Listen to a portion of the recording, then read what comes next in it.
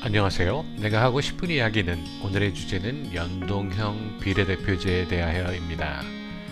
드디어 자한당 국회들이 자신들 밥그릇을 지키고자 목숨 걸고 막으려는 듯 나섰습니다. 역시 황교안이 당대표가 되더니 자한당이 달라졌어요 하면서 황교안 띄우기에 나선 논객들도 보입니다. 자기들 밥그릇을 위해서는 대통령도 탄핵하는 새끼들이라는 것을 벌써 잊어버렸나 봅니다.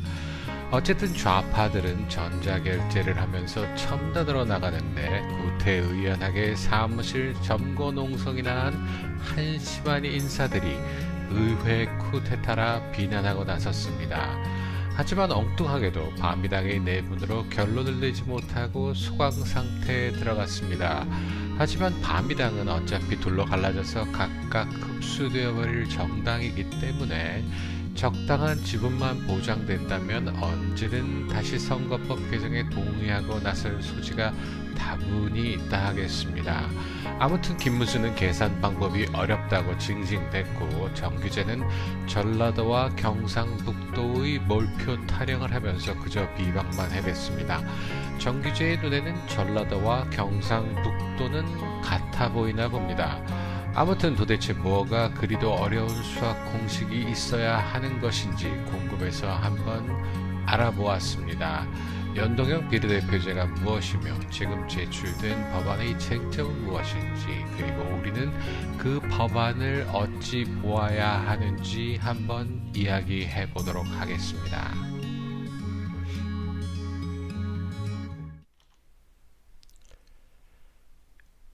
연동형 비례대표제는 독일에서 시작하여 세계 몇 안 되는 나라만이 채택한 선거 제도입니다. 그중 가장 모범적인 국가 뉴질랜드는 1993년 국민투표를 통하여 연동형 비례대표제를 도입하였습니다. 이것은 여성에게 투표권을 주기로 한 것보다 더 획기적인 선거 제도의 변화라 평가되었습니다. 식상하고 고리타분한 전통적 양당제에 대한 국민적 관심이 무너지면서 국회가 더 이상 국민들의 의사를 정확하게 대변하여 구성이 되지 못한다고 평가했기 때문에 국민들의 의사가 보다 더 잘 반영될 수 있는 연동형 비례대표제의 필요성이 대두되었다 하겠습니다. 1996년에 연동형 비례대표제로 치루어진 첫 선거에서 과반수를 획득한 정당이 없어서 연합정부를 구성해야 했는데 뉴질랜드 제1당이라는 보수정당이 보수당인 국민당과 진보당인 노동당을 오가며 협상을 벌이느라 무려 2달간이나 정부를 구성하지 못하는 황당한 사태를 연출하기도 했습니다.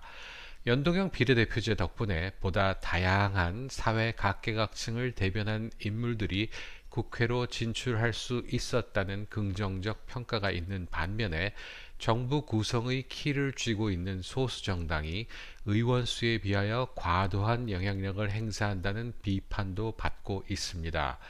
최초 시행으로부터 20여 년이 흐른 세월 동안 부정적인 면보다는 긍정적인 면이 더 많이 있다고 평가되고는 있으나 일부 개정도 필요하다는 의견이 제기되고 있습니다. 그중 하나가 현재는 5% 득표율 혹은 지역구 한석 이상 획득한 정당에게만 비례대표 의원을 배분하던 것을 득표율을 좀 더 낮춰 보다 더 소수 정당에게도 기회를 주자는 방안도 들어 있습니다. 정의당에 의하여 상정된 선거법 개정안의 주요 골자를 알아보면 정당 투표율에 따라서 국회의원 숫자를 배분하는 완전 연동형이 아니라 50%만 반영하는 일부 연동제 비례대표제입니다. 즉 완전 연동제 하에서는 정당 득표율이 50%라 할 때 총 300석의 50%인 150석을 갖게 되지만 일부 연동제 하에서는 150석이 되지 않을 수도 있지만 그래도 50%에 비례하는 의석을 배정받게 됩니다. 일부 연동제는 완전 연동제에 비하여 전략적 투표를 하는데 용이하다 하겠습니다. 지역구는 민주당을 찍고 정당 투표는 정의당에 하라고 담합을 한다면 혹은 그 반대로 한다면 굳이 후보 단일화를 하자면서 입씨름할 필요가 없어지고 적당히 나누어 먹기가 가능해질 수도 있다 하겠습니다. 지역구를 225석으로 줄이고 비례대표를 75석으로 늘려서 연동형 비례대표제의 취지를 살리고자 했으나 비례대표 인원이 적기 때문에 법안의 실효성에 의문을 제기하고 있기도 합니다. 정당 득표율대로 국회의원 숫자가 정해진다는 연동형 비례대표제보다 지역구 당선자가 많으면 정당 득표율보다 더 많은 국회의원을 갖게 되고 지역구 당선자가 적으면 정당 득표율보다 더 적은 국회의원을 갖게 됩니다. 권역별 연동형 비례대표제라 하여 전국을 5개 지역으로 나누었는데 그것은 득표율을 계산할 때 활용하는 권역이 아니라 각 정당에서 비례대표를 배분할 때 사용하는 것으로 독일식 주별 연동형 비례대표제로 착각할 소지가 다분히 있다 하겠습니다. 비례대표 국회의원 배분을 정당 지지율 3% 혹은 지역구 5석이라고 하였는데 20대 국회의원 선거에서 그 기준을 통과한 정당은 새누리당, 더불어당, 국민의당, 그리고 정의당 등 넷이었습니다. 물론 그 세 정당의 총 득표율은 93%였습니다. 정의당은 지역구에서는 불과 1.6%의 지지율의 2석을 얻었으나 정당 투표에서는 무려 7.2%를 득표하여 4명의 당선인을 내어서 총 6석의 정당으로 발돋움한 것을 볼 때 정의당에서 앞장서서 연동형 비례대표제를 들고 나온 이유를 알 수 있습니다. 아무튼 소수 의견도 존중하고자 한다는 연동형 비례대표제가 진정한 소수 의견은 합법적으로 무시하는 기능을 담당하게 될 것 같습니다. 당선 의원 계산 방식을 간단하게 한번 알아보도록 하겠습니다. 만일 정당 득표율이 3%라면 완전 연동제 하에서는 그 정당의 국회의원은 총 9명이 되어야 합니다. 그러므로 지역구 의원이 한석 당선되었다면 총 9명이 되게 하기 위하여 8명의 비례대표 자리를 주어야 합니다. 그런데 50%만 적용하는 일부 연동제에서는 그 8명의 50%인 4명만을 일단 비례대표로 배분하게 됩니다. 그러면 일단 지역구 의원 한석에 비례대표 4석 하여서 총 5석을 보유하게 됩니다. 그렇게 1차로 배분한 후에 남은 의석이 만일 20석이라면 그중 3%인 0.6명인데 반올림을 한다 하였으니 한석이 추가되어서 총 6석을 갖게 됩니다. 완전 연동제 하에서라면 9석이 되어야 하지만 지역구 의원 당선이 저조한 정당이기에 결과적으로 3석이 손해가 되었다 하겠습니다.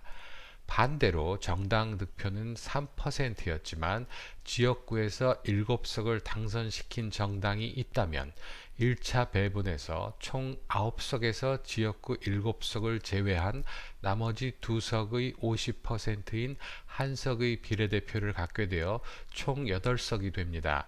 그리하여 2차에서 또 한석이 추가가 되니 총 9석을 갖게 됩니다. 물론 그럴 가능성은 별로 없지만 3% 득표율의 정당이 지역구에서 10석을 차지했다면 그 정당은 비례대표를 배분받지는 못하겠지만 지역구 당선자를 취소할 수 없기 때문에 정당 득표율보다 더 많은 의석을 갖게 됩니다. 이 법안의 가장 꼼수는 석패율 제도라 할 수 있습니다. 공천권은 각 정당의 고유 권한이니 감놔라 대추나라 하고 싶지는 않습니다. 그런데 석패율 제도라는 웃기는 것을 하나 끼워 넣었습니다. 지역구에서 아깝게 떨어진 사람에게는 비례대표 우선순위를 주어서 배지를 달아주자는 것입니다. 지역구 출마자가 비례대표 출마자보다 더 우수한 것도 아닐 터인데 지역구에서 어떻게 떨어져야 아깝게 떨어진 것인지는 몰라도 한 번 떨어진 사람을 다시 비례대표 자리를 준다는 것은 지역구에 출마한 당권파 인사들은 비례대표에도 우선 순위를 주어서 어떻게 하든 당선시키고자 한다는 느낌을 지울 수가 없습니다. 비례대표 후보자를 선정함에 있어서 얼마나 투명하게 공천이 이루어질 것인가 하는 것은 굳이 비례대표 후보자뿐 아니라 지역구 후보에게도 동일하게 적용이 되어야 한다 생각합니다. 하지만 비례대표 후보에 대하여서 지역구 후보보다 정당의 철저한 검증을 요구하는 이유는 비례대표 후보자는 국민들이 직접 선출하는 것이 아니라 정당에서 선출하는 것이기 때문입니다. 3% 정당 지지율 혹은 지역구 5명 이상은 선거 때 고정기호를 사용할 수 있도록 하는 기준입니다. 그 기준에 부합하는 정당은 현재로는 총 4개로 모든 표가 국회의원을 결정하는 데 사용된다고 하는 연동형 비례대표 제도에서 무려 10% 가까이 되는 표는 무시되어지는 모습을 보여주고 있습니다. 자한당에서는 연동형 비례대표제는 내각제와 더 어울리는 제도라고 주장하고 있습니다. 물론 독일, 뉴질랜드 등 연동형 비례대표제를 하고 있는 나라들이 공교롭게도 대통령제 국가가 아니라서 그리 보일 수도 있으나 국회의원을 선출하는 방식이 무엇인가 하는 것이 대통령제나 내각제에 따라서 달라야만 한다는 것에 동의할 수 없습니다. 내각제의 원조 영국에서는 아직도 전통적 방식으로 국회의원을 선출하고 있습니다. 연동형 비례대표제를 시행하면 승자 독식의 즐거움을 만끽하던 거대 정당들이 피해자가 되며 아무리 애써도 지역구에서 국회의원을 당선시킬 만큼의 지지율을 올리지 못하거나 득표율에 비하여 현저하게 적은 당선자를 배출하는 군소 정당들이 수혜자가 됩니다. 좌파 정당들에서 가장 큰 민주당이 피해자가 되며 민평당과 정의당은 수혜자가 됩니다. 정의당이 법안을 상정하고 민평당이 맞장구를 친 이유가 되겠습니다. 중도를 표방한 바미당은 어정쩡하여서 이 제도의 득실을 따지기가 매우 어렵다 하겠습니다. 그런데 우리나라 정치 현실에서는 의외로 민주당도 이 제도의 수혜자가 됩니다. 투표 결과가 너무도 뻔하기 때문에 귀찮아서 투표를 하지 않던 호남 좌점들과 영남 좌점들이 투표장으로 모두 기어 나올 가능성이 높기 때문에 민주당의 정당 득표율이 예상 밖으로 높게 나올 수도 있습니다. 물론 연동형 비례대표제로 선거가 치루어진다면 가장 큰 수혜자는 대한애국당이 될 것이며 가장 큰 피해자는 자유한국당이 될 것입니다. 지금까지 태극기 애국 국민들은 심정적으로는 대한애국당을 지지하지만 현실적인 벽에 부딪혀서 자한당에 투표하는 경우가 대부분이었는데 연동형 비례대표제가 된다면 지역구는 자한당으로 정당 투표는 대한애국당으로 할 수도 있게 되기 때문에 대한애국당이 지역구 의원을 5명 이상 당선시킬 가능성은 낮다 하더라도 보수 우파 국민들이 전략적 정당 투표로 3% 득표율은 무난하게 통과할 것이라 생각합니다. 정의당이 지역구에서 1%와 정당 투표에서 7%를 올린 것을 생각해 볼 때 훨씬 더 높은 10% 이상의 정당 득표율을 올릴 가능성도 없지 않아 있다 하겠습니다. 이번 연동형 비례대표제의 통과 여부에 따라서 대한애국당의 앞날은 많이 달라질 것입니다. 현재는 자한당 내 친박들이 탈당과 대한애국당으로의 합류가 차기 총선에서 성패를 결정짓는 중요한 일이지만 법안이 통과가 된다면 비록 그들이 대한애국당으로 힘을 실어주지 않더라도 대한애국당이 자력으로 원내 교섭단체에 준하는 국회의원을 배출할 가능성도 있습니다. 내각제를 채택하고 있는 호주의 경우에 아주 독특한 선출 방식이 있습니다. 투표를 할 때 자신이 지지하는 후보 옆에만 표시를 하는 것이 아니라 출마 후보들 모두에게 우선순위에 따라 번호를 매길 수 있도록 하고 있습니다. 물론 한 명에게만 표시하였다 하여도 무효표가 되지는 않습니다. 예를 들어서 내 지역구에 출마 후보가 6명이라면 내가 지지하는 순서에 따라서 1번에서 6번까지 번호를 써 넣습니다. 그래서 만일 내가 1번으로 지명한 후보가 탈락이 확정되면 내 표는 2번 지명자에게로 이동을 하고, 또 2번 지명자가 탈락하면 3번으로, 또 4번으로 표가 이동하여서 50% 이상 득표자가 나와야 개표가 완료됩니다. 그러다 보니 다수 출마자가 치열한 경합을 하는 지역에서는 개표하는 데에만 일주일이 넘게 걸리는 경우도 있습니다. 아무튼 형식적으로는 거의 매번 자기가 투표한 사람이 당선이 될 수도 있다는 그런 투표 제도입니다.